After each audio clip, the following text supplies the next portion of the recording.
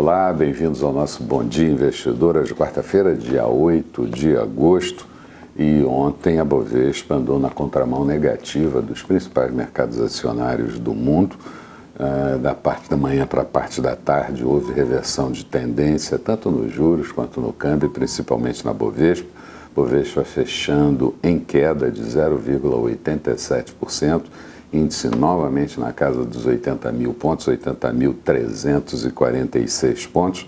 Motivos: declarações de candidatos e assessores econômicos de candidatos falando de tributação de fortunas, tributação de dividendos, para acabar com o teto de gastos, que é uma trava importante do governo, acabar também com a reforma trabalhista, ou pelo menos modificar um pouco mais, e pouca assertiva com relação à reforma da Previdência, que é o item mais importante do próximo governo.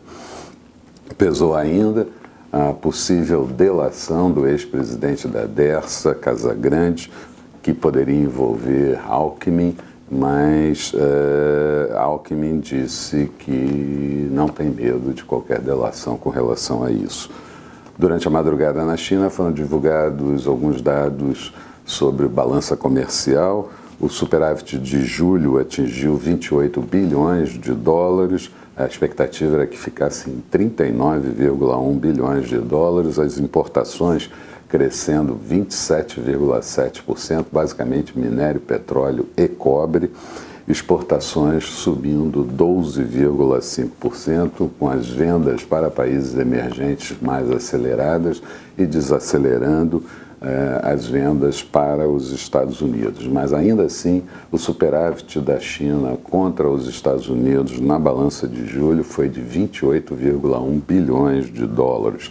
Donald Trump tem uma certa razão nesse desequilíbrio das relações comerciais. Ainda na China, o PBOC interviu no mercado de câmbio nessa madrugada, fazendo operações de swap para sustentar a moeda yuan.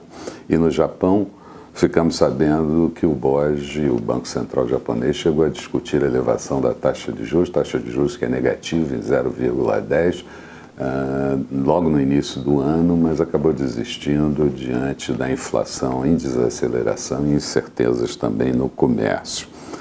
O Donald Trump é que se põe muito feliz com as relações comerciais, dizendo que o país pode crescer muito o seu PIB e chegou inclusive a falar de um crescimento girando na casa de 5%, que para os Estados Unidos é muito acima do PIB potencial. Por aqui, a Fundação Getúlio Vargas divulgou dados referentes ao IGPDI, inflação, Índice Geral de Preço de Disponibilidade Interna do mês de julho, desacelerando para 0,44, como aliás todos os outros indicadores. No anterior tinha ficado em 1,48%.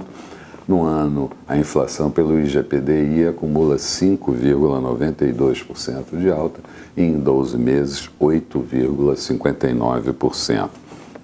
O presidente Temer é que vetou um projeto de lei que readmitia que empresas inadimplentes voltassem a operar pelo Simples.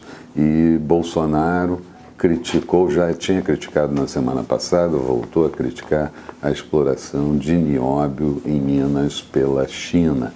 E esse é um dado importante nas considerações dele, quase que em todas as entrevistas. Na agenda do dia, vamos ter a divulgação do IPCS da primeira quadricemana do mês de agosto.